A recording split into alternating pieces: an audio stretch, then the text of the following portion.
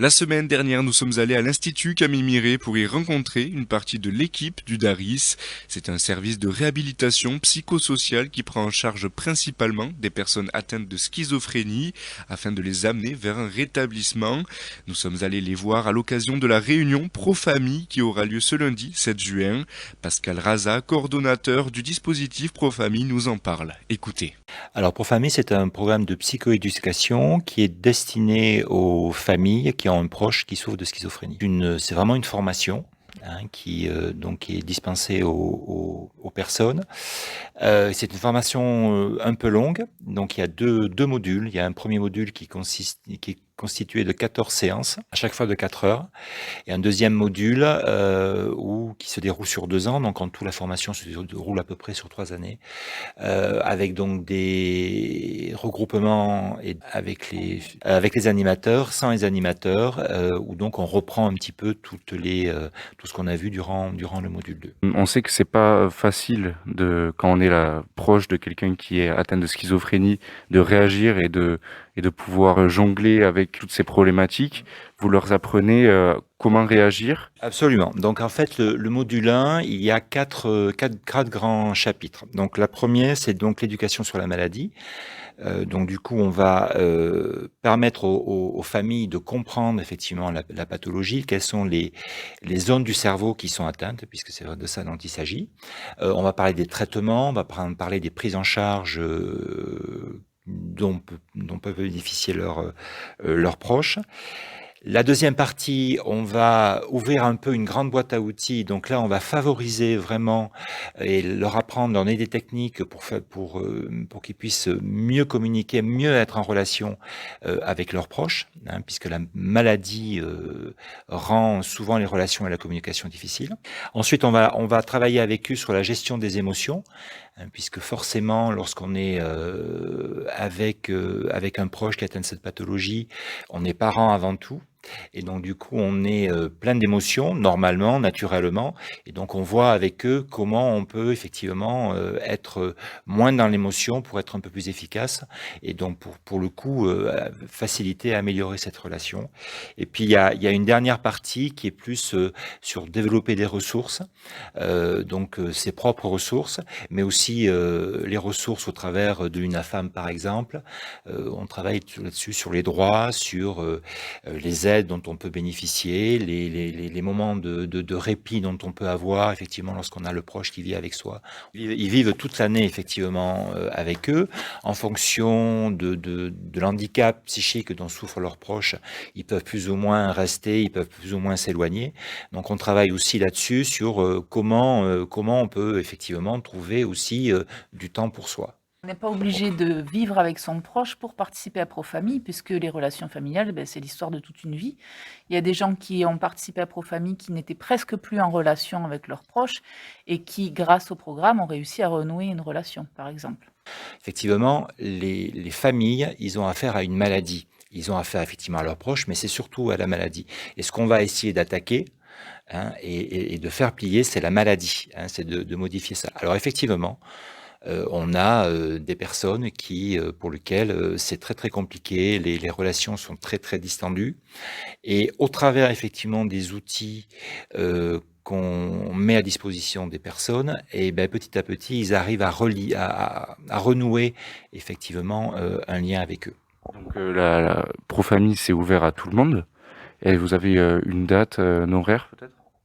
Alors, la prochaine réunion d'information et de préinscription donc pour la 6e session, qui donc débutera en septembre, et le 7 juin 2021, donc cette année à 18h au centre de santé rue Montaudier à Cahors. Est-ce que Pro-Famille, c'est destiné aussi aux parents qui se posent des questions? Alors, comme pour l'entrée au DARIS, pour faire Pro-Famille, il faut avoir un diagnostic qui soit posé, puisqu'on travaille vraiment sur la schizophrénie, nous, pour ce programme-là. Donc, il faut vraiment que le diagnostic soit posé. Mais pour ceux qui se posent des questions, il ne faut surtout pas hésiter à nous contacter parce qu'il y a toute une pré-démarche, on va dire. On les reçoit, on essaye d'affiner les choses et s'il y a besoin, on peut même les aiguiller pour rencontrer un psychiatre ou quelque chose comme ça. Donc, dès qu'on se pose des questions, on peut nous contacter. Donc, contactez le DARIS. D'autre part, en ce qui concerne vraiment Profamille, on est sur vraiment recrutement, hein, pour employer le terme adapté, de bassin de population. Donc, on n'est pas obligé d'habiter Cahors, on peut habiter Figeac, on peut habiter même un petit peu sur les départements limitrophes, Tarn-et-Garonne, Lot-et-Garonne, du côté de Brive. En fait, on estime que pour pouvoir bénéficier du programme, il faut avoir 1 heure de route maximum. Hein, c'est ce qui est bien pour pouvoir venir. Donc, il faut s'inscrire où, sur quelle plateforme? Sur Internet? Alors non du tout, il faut venir à la réunion, si on peut venir. Si on peut pas venir à la réunion, c'est pas un souci, on peut toujours nous contacter. Donc en fait, on a un portable, donc le 06 31 54 51 47, 06 31 54 51 47. Et donc là, après, vous appelez, les personnes appellent, je les renseigne et on cale un rendez-vous et je les reçois et on voit avec eux, effectivement, pour être inscrit sur le programme. Alors quand on dit famille, ça peut être aussi, c'est tous les proches, que ce soit parents, oncles, tantes, couples. Hein, on a de plus en plus, effectivement, de conjoints qui viennent participer au programme. Voilà. C'est ce que nous disions tout à l'heure, une personne atteinte de schizophrénie peut très bien faire sa vie avec ses pathologies. Oui, absolument. L'objectif quand même de Profamille, c'est d'apaiser un petit peu les tensions qu'il peut y avoir dans les familles en lien avec la pathologie et avec les symptômes, avec la symptomatologie, qui peut être très... Aurélien en parlait tout à l'heure, effectivement, quelqu'un qui a du mal à se lever, c'est pas parce qu'il est feignant, c'est parce qu'il a un symptôme, qui est donc l'apathie, la difficulté à se lever, de la mise en route, et donc tout ça, on travaille. Donc c'est vraiment baisser les tensions. En baissant ainsi les tensions, du coup, les familles vont nettement mieux parce qu'il y a moins de tensions, mais les malades vont nettement mieux aussi. L'objectif, c'est quand même aussi de réduire les tentatives de suicide qui sont très importantes chez les personnes atteintes de schizophrénie. Hein, donc, on les réduit à peu près de moitié. Ce qu'on essaye de faire aussi au travers de la baisse de stress, c'est moins de jours d'hospitalisation et avec des hospitalisations qui sont moins longues. Donc c'est bénéficiaire pour tout le monde, pour les familles, pour les proches. Donc le comportement de la famille peut grandement aider, et je pense que c'est le primordial, non? Absolument, oui. Absolument. C'est-à-dire que plus les comportements vont être adaptés, plus les familles vont, entre guillemets, laisser tomber un certain nombre de choses. Et moins il y aura de stress et plus, du coup, le devenir sera favorable. On a aujourd'hui des personnes, des familles qui ont fait Profamille et en ayant fait Profamille, leur proche va mieux et donc peut envisager aussi un travail.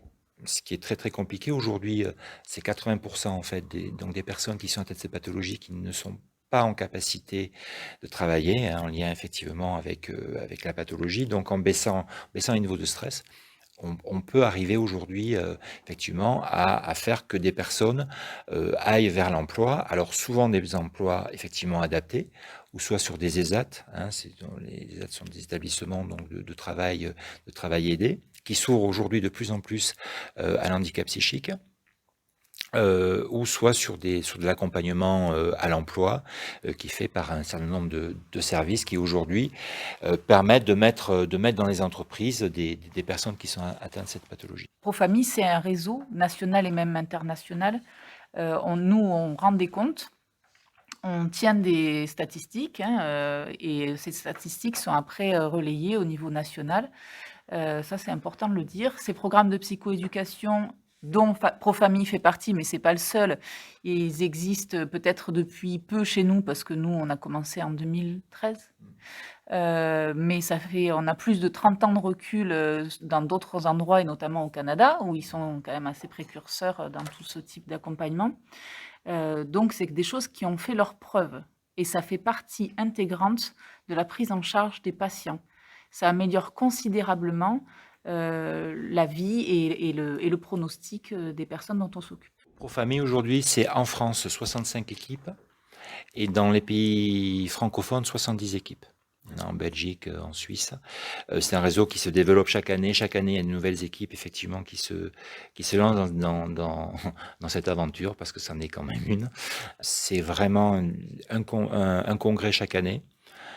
Donc du coup, nous y allons, où on voit toutes les avancées, toutes les nouveautés, on rencontre les nouvelles équipes, les anciennes équipes, où on vient effectivement avec notre classeur qualité, qui est effectivement le gage du bon déroulé effectivement du programme et de tout ce que l'on doit faire durant le programme.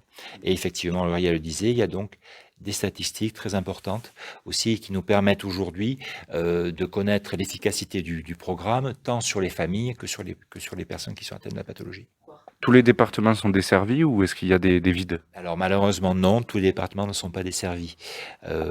Aujourd'hui, Par exemple, à Bordeaux, tout le Bordelais, tout ça, pour l'instant, on n'a pas connaissance qu'il y ait des équipes. Le Sud-Ouest, on n'était pas très très bien desservi. Aujourd'hui, il y a Cahors, Toulouse et Montpellier. Il y a une nouvelle équipe à Brive. Une nouvelle équipe à Brive qui va se lancer là. Merci beaucoup et merci d'avoir pris du temps pour parler au micro de Radio Présence. Merci. Merci.